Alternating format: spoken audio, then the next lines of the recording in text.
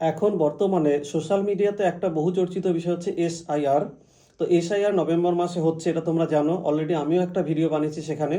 তো সেখানে সমস্যাটা কোথায় হচ্ছে, যে এসআইআরে বলা আছে যে 11টা ডকুমেন্টস থাকলে তবে কিন্তু তোমার ভোটার লিস্টে নাম উঠবে, অথবা 2002 সালে যাদের ভোটার লিস্টে নাম আছে তাদের আর নতুন করে চিন্তা করবার দরকার নেই। কিন্তু সমস্যাটা এখানে না, সমস্যাটা হচ্ছে যাদের এই 11টা ডকুমেন্টসও নেই, আবার 2002 সালে যাদের নামও নেই, তাহলে তারা কি করবে?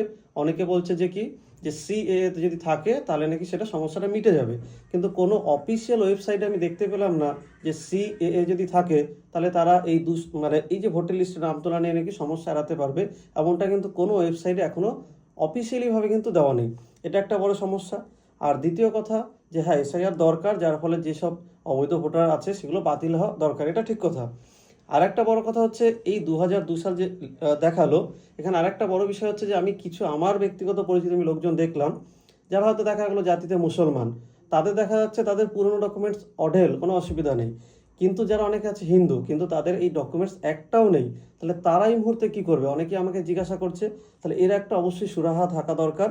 কোনো রাজনৈতিকভাবে নয়, অফিসিয়ালিভাবে বা সর্বভারতীয়ভাবে তাদের যে কোনো একটা নতুন রাস্তা খোলা দরকার, যাতে কিনা এই সমস্ত হিন্দু পরিবারগুলো, যাতে তাদের নামগুলো অবশ্যই ভোটার লিস্টে ওঠে।